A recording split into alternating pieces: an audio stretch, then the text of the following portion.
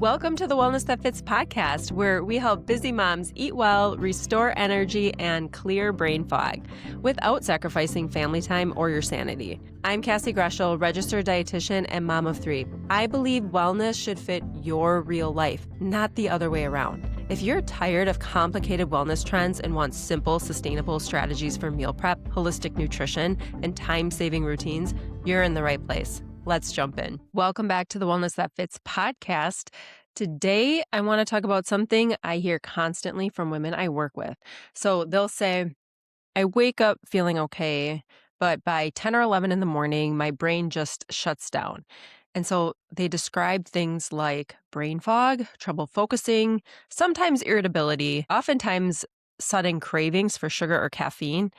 And the biggest one, feeling like they just need another coffee to function, and oftentimes taking another coffee or more just to function. And the interesting thing is that many of these women slept reasonably well the night before. So what's going on here? One of the most important things to understand is that not all energy crashes are the same. There's a big difference between a mid-morning crash, which is usually metabolic, and an afternoon slump, which is actually part of our normal biology.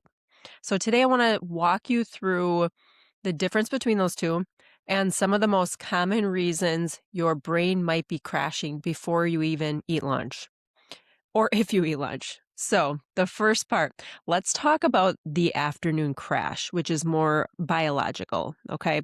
So the afternoon crash is actually pretty normal. Most people experience a little bit of a dip in alertness in the early afternoon, usually between 1 and 3 p.m. And this is related to our circadian rhythm. Your body temperature dips slightly, alertness signals decrease, and sleep pressure has been building up since you woke up.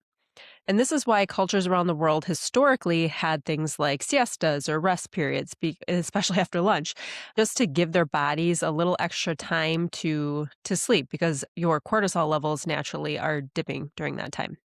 However, if your brain is crashing at 10 or 11 a.m., that's a very different story. Late morning is actually when your brain is typically at its peak performance, cognitive performance. So if you're foggy at that time, I'm often looking at metabolic drivers. And a couple of those things we're going to get into in this episode.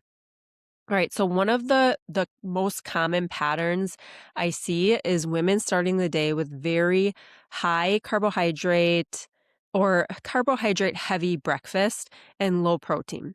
So things like toast, oatmeal, granola, fruit smoothie. Maybe they're having a coffee and a muffin, or a coffee and some sort of like pastry, or even like a coffee and oatmeal. These foods digest quickly and they can cause blood sugar to rise rapidly. Now, some of those things can still be good, obviously. Like if you have a whole grain toast and whole grain oatmeal, those things are still healthy, but what's missing there is the protein. So your body releases insulin. So if you're having this blood sugar rise, your body releases insulin to bring that blood sugar down, right? To get the blood sugar into your cells. And what often happens a couple hours later is a huge drop or a crash in blood sugar. And so your brain is very sensitive to this. When blood sugar drops, people often feel foggy. So there's where that brain fog comes in, shaky, irritable, suddenly hungry, and desperate for caffeine just to keep going. So I have to be honest here. I'm going to give you an example because I just experienced this having a low protein breakfast and a more high carb. So we're on spring break right now and we have like snowmageddon happening, and my husband's been pretty much outside for like 20 hours a day. It's not that much, but it feels like that, plowing and shoveling to try to stay ahead of it. And so I've been with the kids the majority of the time, and we've been having a lot of fun. But when you're with kids all day, it's a lot harder to get in your protein. And so just this morning, I had made sourdough discard Pop-Tarts, so homemade Pop-Tarts, which it's great it's homemade, right? But no protein, like almost no protein at all.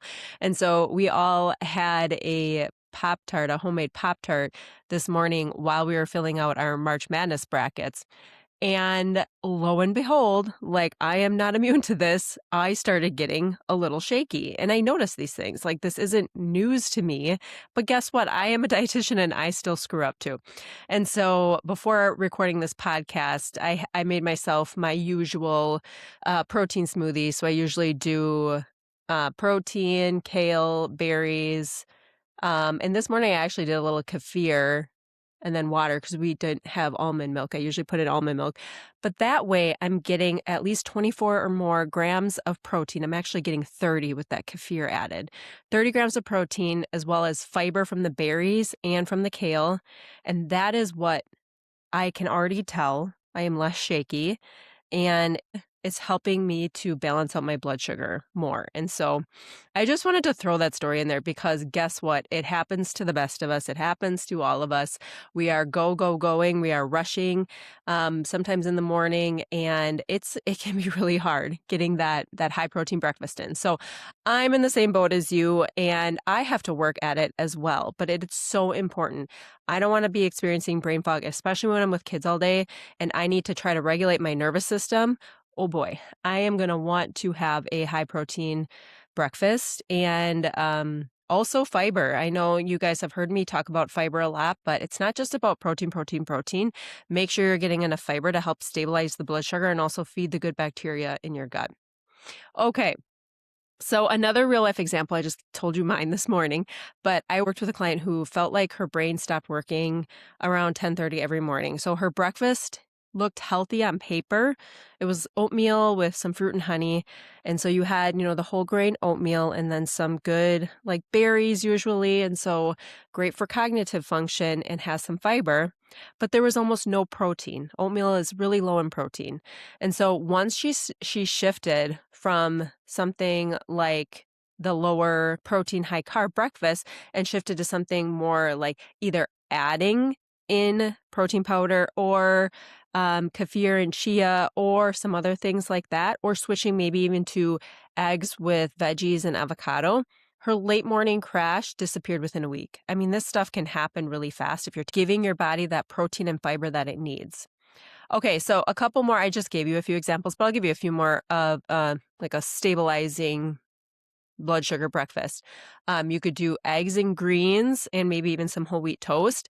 You could do Greek yogurt with chia and nuts or cocoa nibs and craisins. I love putting cocoa nibs and craisin in my yogurt bowl. You could do a protein smoothie or a fruit smoothie like I talked about before, but add protein to it.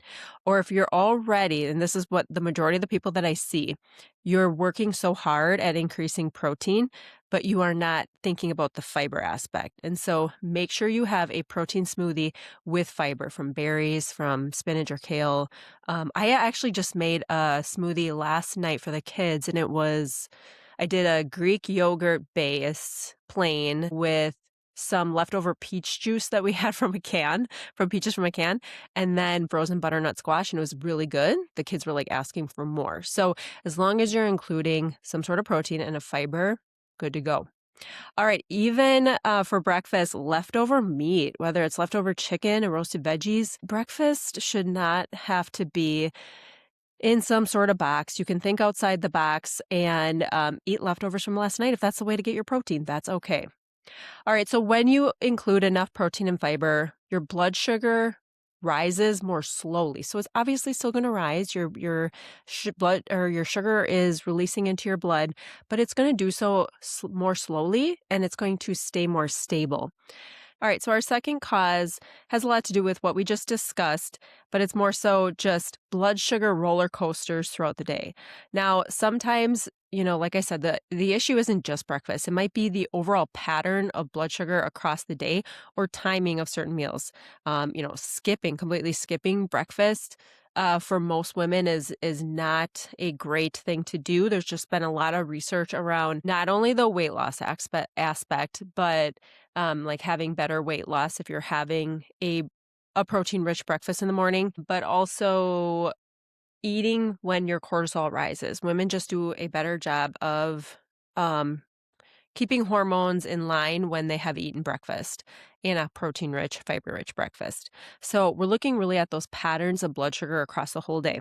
Now, your brain uses about 20% of your body's energy. That's quite a lot, but obviously our brains are thinking, and we already know, I don't have to explain to you the mental load that parents and moms face. And so there's a lot of energy being used. So if your blood sugar is fluctuating dramatically, your brain feels it immediately.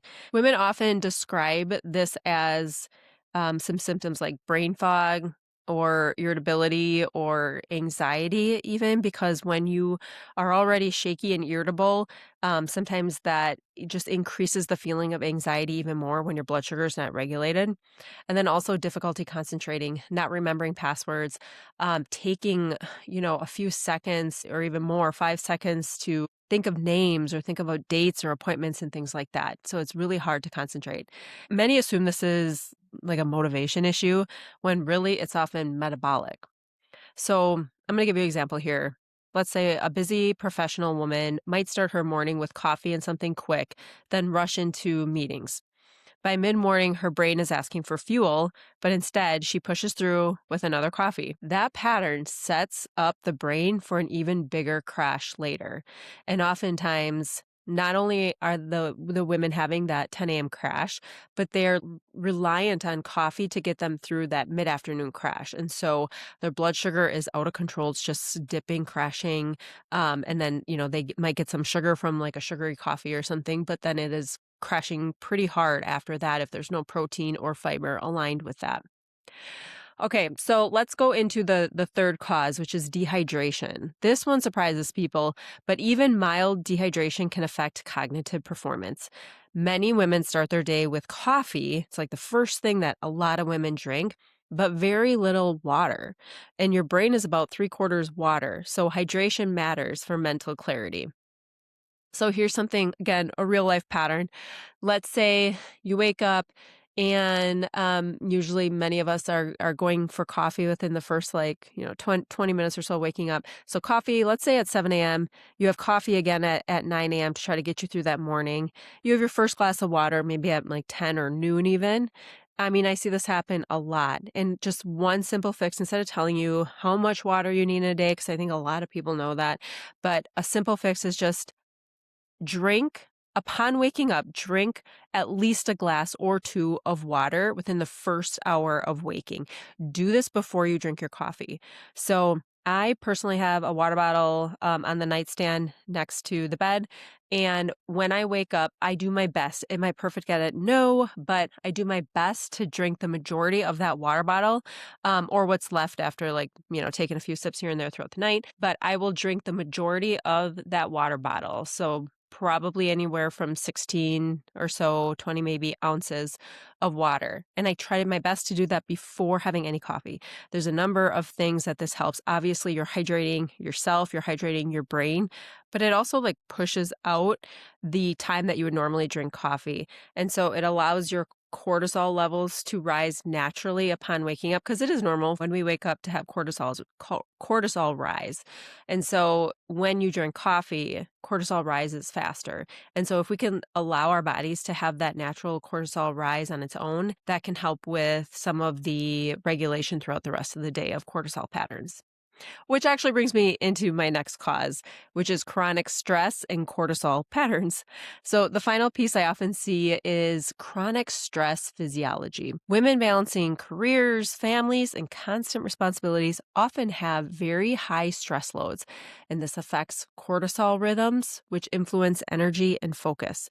So I'm going to be really general here. Cortisol usually rises in the morning, and it's kind of, stabilizes a little bit, and then it's slowly going down throughout the rest of your day with maybe a little bit of dip in that mid-afternoon, like we discussed before, like between 1 and 3 p.m.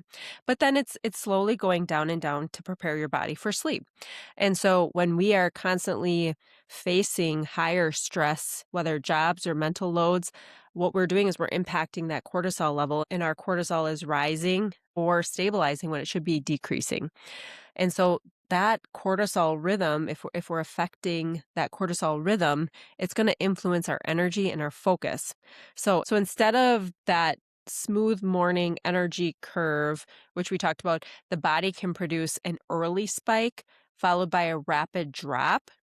And we don't want that. So let's talk about a real life example here. And this is especially common in high achieving women who are running on caffeine and adrenaline. They're productive, right? They feel like they're productive, but their brain feels very fragile. And especially like the younger they are, I think their ability of their brain to work like that is possible, but over time into their 40s and 50s, when other things come into play, like perimenopause and menopause, they start to see some of those declines. And then they're like, "Oh, I wish I would have supported my body earlier. And I wish I would have known this. So I could have at least created sustainable habits now to take them into my 40s and 50s.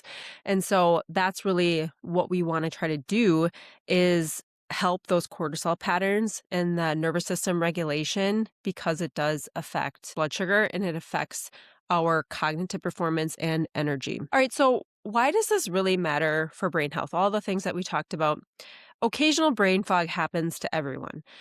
But chronic metabolic instability, especially blood sugar dysregulation and inflammation, we didn't really touch too much on that, but low-grade inflammation can happen when we are running at high stress and high blood sugar, and even high and low blood sugar roller coaster levels. When we are running at that, it can affect long-term brain health. And so many of the women I work with are worried about things like cognitive decline, dementia, and they might even have a family history of Alzheimer's. And we know that metabolic health plays a role in brain aging. And I wanted to throw in here too, because this is fascinating. Recent research in 2024 in the Lancet suggests that about 45% of dementia cases, including Alzheimer's, are associated with modifiable risk factors, meaning they could potentially be prevented or delayed by addressing lifestyle factors, oftentimes these being nutrition, sleep, exercise, things like that. And so if you're someone who regularly experiences brain fog, energy crashes, difficulty concentrating, you need caffeine just to function, just to get you through your day, that's something that we can absolutely address. And right now, I'm actually developing a program called Brain Health and Energy Protocol.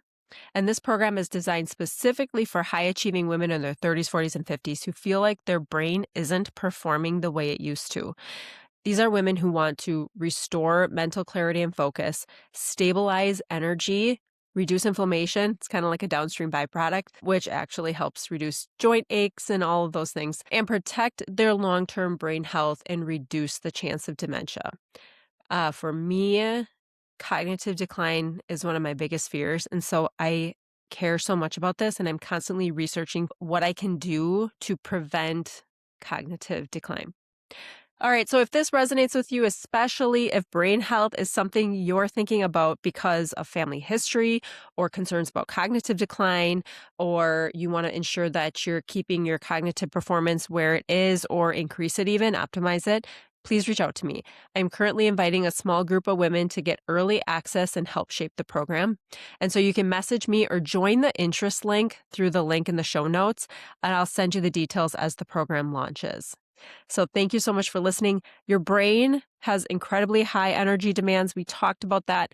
When we support metabolism, blood sugar stability, inflammation balance, the brain often responds surprisingly quickly. These are things that are modifiable. We can create these sustainable patterns to bring us more healthy into our older age. And that's really what brain optimization is about. Giving your brain the environment it needs to thrive. Thanks so much for tuning in to today's episode of the Wellness That Fits podcast. I hope you walk away with simple, doable steps you can put into practice right away. If you loved this episode, it would mean the world if you subscribed, left a review, or shared it with another busy mom who could use some encouragement. Until next time, friends, keep creating wellness that fits your life.